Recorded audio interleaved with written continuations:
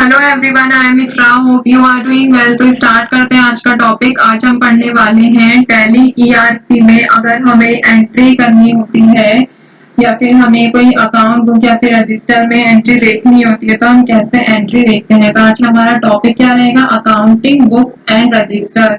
तो आपको मैं इससे पहले आप बता देती हूँ कि हमने क्या क्या पढ़ा है। प्रीवियस सेशंस में हम फाइनेंशियल स्टेटमेंट्स का टॉपिक जो है वो क्लियर कर दिया था कि फाइनेंशियल स्टेटमेंट्स क्या होती है और उसको तीन तरह से कैटेगराइज किया गया था: balance sheet, profit and loss account और ट्रायल बैलेंस। देन हमने स्टार्ट किया था डे बुक के बारे में। डे बुक क्या होता है, क्या उसके फीचर्स रहते हैं और क्या कैसे उसको यूज किया जाता है, किस तरह से उसमें डेट चेंज की जाती है, डिलीट की जाती है, ऑल्टर की जाती है, एंट्री डिटेल व्यू देखा जाता है, एक्सपोर्ट किया जाता है। ये सारी चीजें हमने डे बुक में देखी थी। और आज क्या पढ़ने वाले हैं हम? अकाउंटिंग बुक एंड रजिस्टर्स के बारे में। तो टैली ईआरपी में जब भी हम ट्रांजेक्शन को रिकॉर्ड करते हैं वो किसी एक पर्टिकुलर बुक या फिर रजिस्टर से अकाउंट की रिलेट जरूर होती है। तो टैली ईआरपी 9 जो होता है जिसमें हम वर्क कर रहे हैं, ये हमें क्या देता है?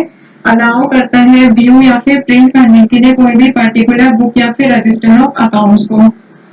तो जैसे अगर मैं एग्जांपल के लिए आपको समझाऊं तो परचेज बुक में क्या होती है? सारी परचेज की ट्रांजेक्शन होती है। तो यहाँ पे कितनी तरह की बुक्स होती है, कितने तरह के रजिस्टर होते हैं, सारी चीजें हम देखते हैं अपने नोट्स पर एंटर करके। यहाँ से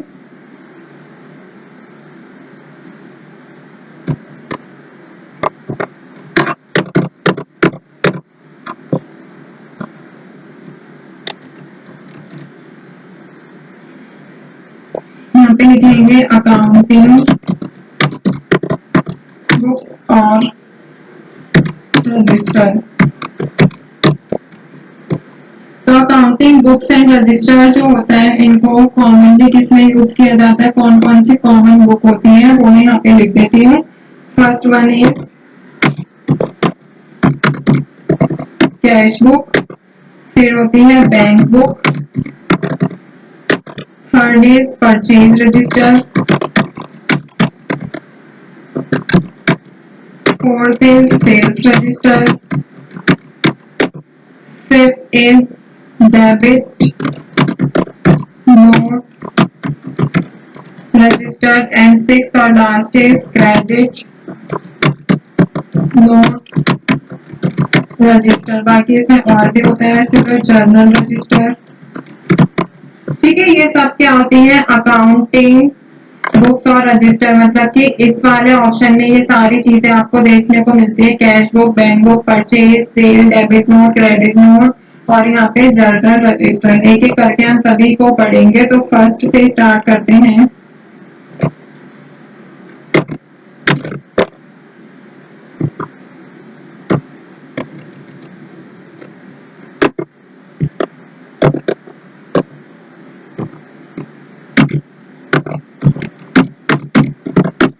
cash book.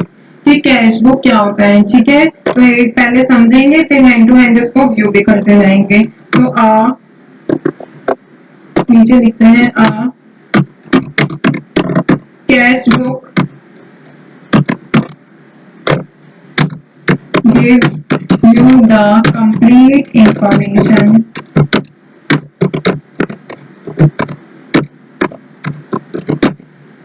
regarding cash payments and receipts।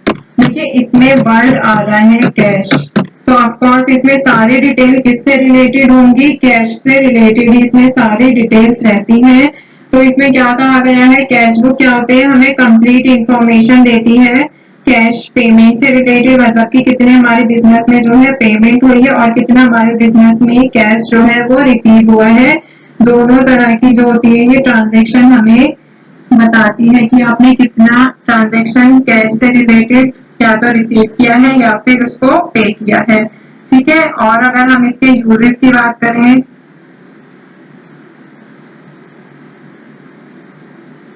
कि टैली ईआरपी में कैश बुक के यूजेस क्या होते हैं, तो इसमें हम क्या है रिपोर्ट्स को व्यू कर सकते हैं, कैश ट्रांजैक्शन को रिकॉर्ड करता है ये। इसमें मतलब अभी मैंने आपको बताया व्यू कर सकते हैं। तो इसमें सभी कैश ट्रांजैक्शन जैसे कैश सेल्स हो गई, कैश परचेज हो गई, कैश रिसीट्स हो गई या फिर कैश पेमेंट्स को इसमें रिकॉर्ड करते हैं। कैश बैलेंस को हम मॉनिटर कर सकते हैं। तो यहाँ पे मैं इनके यूजेस पे लिख देती हूँ ताकि पॉइंट समझ आ जाए, ठीक है। तो यहाँ पे लिखते हैं रिकॉर्ड कैश ट्रांजेक्शंस, ये तो कॉमन सा था। सेकंड क्या होता है, मॉनिटर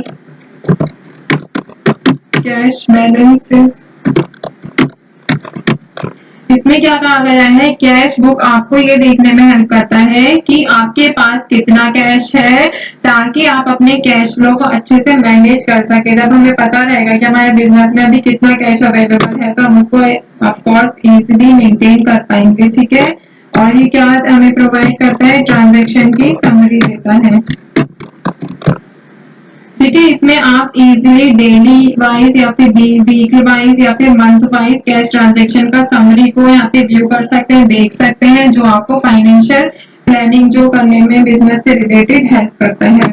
फोर्थ क्या होता है, audit purpose.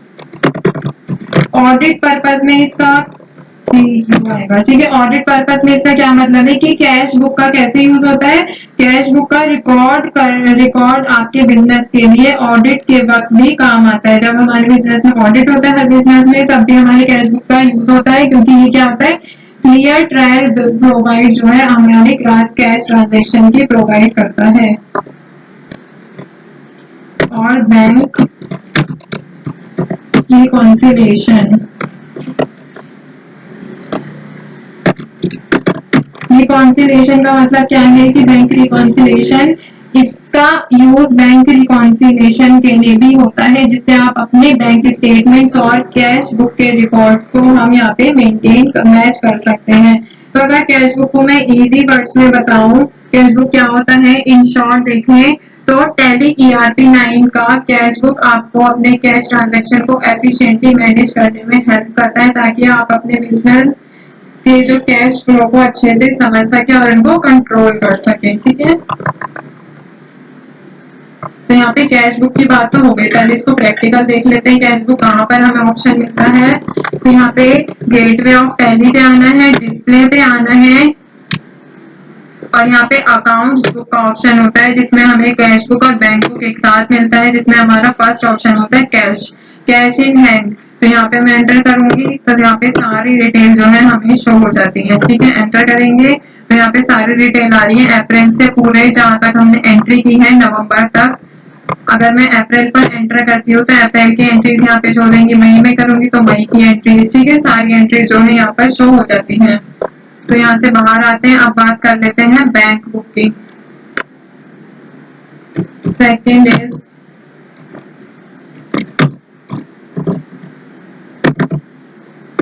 Bank book. Bank book का मतलब क्या होता है, देखिए जैसे कैश बुक था वैसे ही क्या होता है बैंक बुक, बस इसमें क्या होता है, सारी चीजें बैंक से रिलेटेड होती हैं।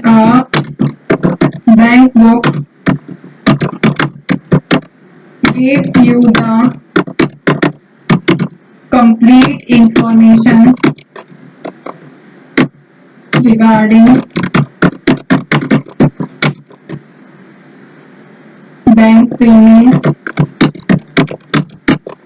and receipts। तो देखिए इसमें क्या कहा गया है, बैंक बुक में, बैंक बुक जो होता है हमें कंप्लीट इंफॉर्मेशन देता है किसके रिगार्डिंग, बैंक बुक, बैंक की जितनी भी पेमेंट हुई होती है, बैंक की जितनी भी हमें पेमेंट रिसीव हुई होती है, दोनों तरह से, ठीक है। तो अभी मैंने इसको इतना डिटेल में कैश बुक को इसीलिए बताया था, यही सारी चीजें कौन करता है, बैंक बुक भी करता है, ताकि यहाँ पर हमें बार बार दो बार ना करना पड़े सारी चीजें, ठीक है। तो आपको अगर कैश बुक समझ आए तो बैंक बुक भी अब आपको डिटेल में समझ आ ही गया होगा। तो एक बार प्रैक्टिकल जाते हैं, टैली पे जाएंगे, डिस्प्ले पर एंटर करेंगे और यहाँ पे आप अकाउंट्स बुक में एंटर करेंगे। अकाउंट्स बुक के बाद यहाँ पे कैश और बैंक बुक का ऑप्शन होता है, जिसमें यहाँ पे बैंक अकाउंट दिख रहे हैं कि हमारे बिजनेस में कितने बैंक अकाउंट है, एक्सिस बैंक है और HDFC। एक्सिस बैंक का अमाउंट कितना क्रेडिट शो रहा है, 950, HDFC का 560। एंटर करेंगे तो यहाँ पे हमारी जो एंट्रीज हैं वो शो हो जाएंगी।